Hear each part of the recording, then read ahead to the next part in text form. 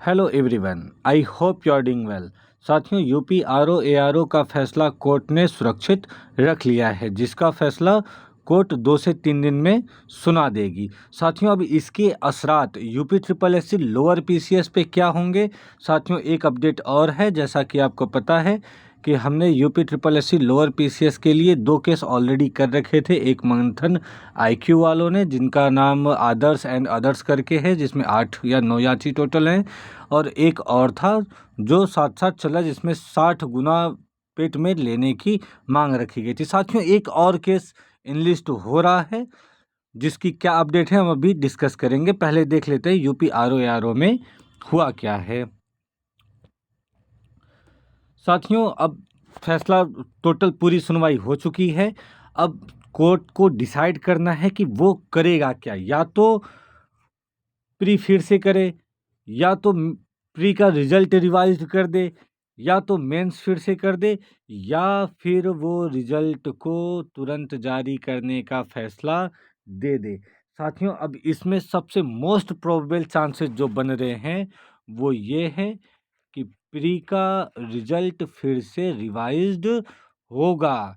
साथियों, प्रॉब्लम ये है कि जिस प्रोसेस को यूपीपीएससी आयोग ने फॉलो किया था वो प्रोसेस ही गलत है, या जो माइग्रेशन का मुद्दा था वो ज्यों का त्यों बना हुआ है।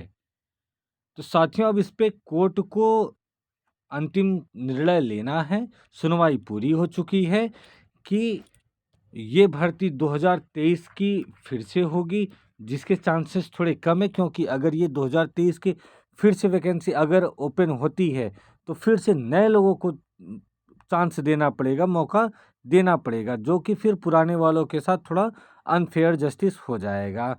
तो अभी के लिए जो मोस्ट प्रोबेबल ये लग रहा है कि प्री का रिवाइज्ड रिजल्ट फिर से जारी हो जाएगा।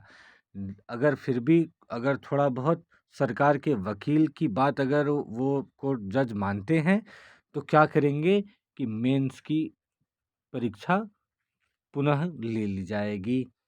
साथियों, ये आरओ एआरओ का अपडेट है, जिस पे ज़्यादा आप स्ट्रेस मत लीजिएगा। 2 से 3 दिन में इसका फैसला आपके सामने आ ही जाएगा। मेन मुद्दा ये है साथियों कि आरओ एआरओ के फैसले का असर UP triple SC lower PCS वालों पे कैसे होगा। साथियों, बिल्कुल होगा। क्यों? क्योंकि इसमें भी वही समस्या है कि प्रोसेस को ढंग से फॉलो नहीं किया गया है।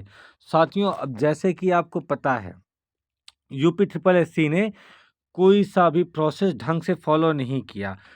पहले इन्होंने किसी और भर्ती के लिए 40 गुना बच्चे बुला लिए, किसी भर्ती के लिए 62 गुना, 60 गुना, किसी भर्ती में 0 पे बुला लिए। तो साथियों, ये कोई एक सर्टेन प्रोसेस नहीं है। और साथियों, उससे भी बड़ी बात जो नई अपडेट है कि हमारे केस में क्या चल रहा है।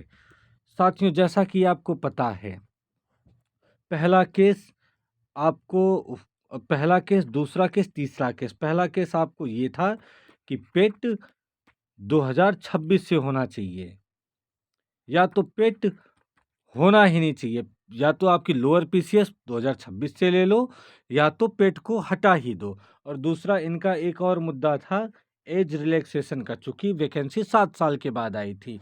साथियों, दूसरा वाला केस जो था, जो कि आप लोग के भारी डिमांड पे ही किया गया था कि सर एटलीस्ट 60 गुना तो बुलाने ही चाहिए, तो ये 60 गुना वाले पे ये था, चूंकि यहाँ भी कोई प्रोसेस नहीं फॉलो किया गया था।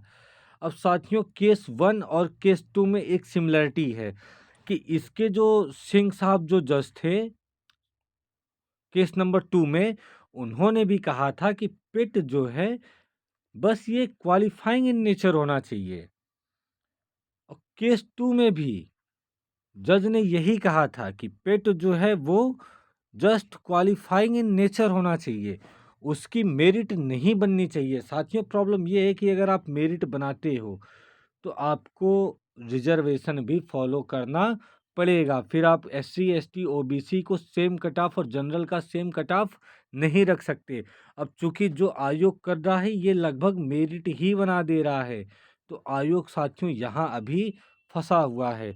चूंकि जो 10 दिन का टाइम आयोग को दिया गया था, उनके वकील ने अपने आंसर को सबमिट कर दिया है। अब उनका काउंटर आंसर तैयार किया जा रहा है, सॉलिड काउंटर काउंटर आंसर तैयार किया जा रहा है। और साथियों, जो ये 2 केसेज़ में मेरिट वाली बात निकल कर आई थी, इसी बात को केस नंबर 3 में अब जोड़ा जाएगा कि सर श्रीमान जी, ये जो है पेट आपका, ये जस्ट आप क्वालिफाइंग इन नेचर है, 2-2 जजेस ने बोला है। तो ये मेरिट पे नहीं होना चाहिए और इसका एक सर्टेन प्रोसेस होना चाहिए।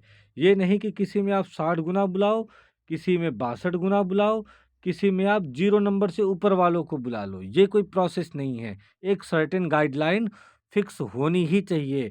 अब साथियों, ट्विस्ट इसमें ये है कि ये इस मेरिट वाली बात को जो आयोग का वकील है वो भी मान रहा है कि ये मेरिट बेस्ड नहीं होनी चाहिए। अब साथियों, आपको एक बड़ी अपडेट इसमें ये देखने को मिलेगी कि अभी UP triple SC lower PCS merit based हो या ना हो, लेकिन 2026 की जो वैकेंसियां आएंगी उसमें आप मान के चलिए कि कोई भी मेरिट वाला काम नहीं होगा। वो जो अब कोर्ट का फैसला आएगा कि ये जस्ट क्वालिफाइंग इन नेचर होना चाहिए, सारा टोटल अब इसी को फॉलो करता हुआ दिखने को आपको मिलेगा। साथियों, एक और मैं बात इसमें ऐड करना चाहूँगा। सबसे पहले आप चैनल को सब्सक्राइब करिए, क्योंकि साथियों आप लोग सपोर्ट करते नहीं हो। फिर आप बोलते हो कि नहीं सर, ये हो गया, वो हो गया, बाकी हम तो मदद करते ही हैं जहाँ तक हो सकता है, लेकिन आप भी सपोर्ट करिए, आप भी अपनी ज़िम्मेदारी को निभाइए। साथियों, सबसे बड़ी बात अब इसमें ये होगी इस केस में कि ये तीसरा केस जब फाइल होगा, तो इसमें ये बात रखी जाएगी कि जो 23 अगस्त को पेपर होने वाला है, इसको पोस्टपोन किया जाए। हाँ साथियों, अब इसमें यही बात ऐड करी जा रही है। क्योंकि आप ये जो मेरिट वाली लाइन आई थी, इसी को आयोग ने फॉलो किया है और ये पेट जो है वो किसी का मेरिट डिसाइड नहीं करता है। ये जस्ट क्वालिफाइंग इन नेचर होना चाहिए और इसी को ग्राउंड बना के इस सुनवाई पे होने वाली जो अगली सुनवाई होगी, उस पे यही माँग रखी जाएगी कि सर, ये सिंह साहब ने और ये जो शर्मा जी है, दोनों जजेज़ ने ये कह दिया है कि ये क्वालिफाइंग इन नेचर होना चाहिए, मेरिट नहीं है। तो सर, इसको आप थोड़ा-सा डेट को एक्सटेंड करिए, पूरी बात को पहले सुन लीजिए। हालाँकि जो लोग तैयारी कर रहे हैं, वो इस पे थोड़ा भी ध्यान नहीं देंगे, आप अपनी तैयारी को लगते रहो। साथियों, ये इसलिए करना ज़रूरी है क्योंकि अगली आने वाली जो भी वैकेंसी होगी, उसमें प्रॉपर रूल को फॉलो किया जाए। नहीं तो आयोग की मनमानी साथियों ऐसे ही चलती रहेगी। साथियों, अभी क्विक अपडेट यही था।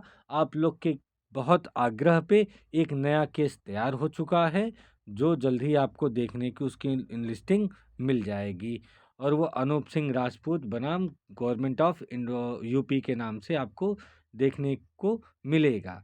आज के लिए इतना ही साथियों, अपना अपने स्वजनों का ख्याल रखिएगा और चैनल को सब्सक्राइब करके हमें भी मदद करिएगा, सपोर्ट करिएगा। गुड नाइट दोस्तों।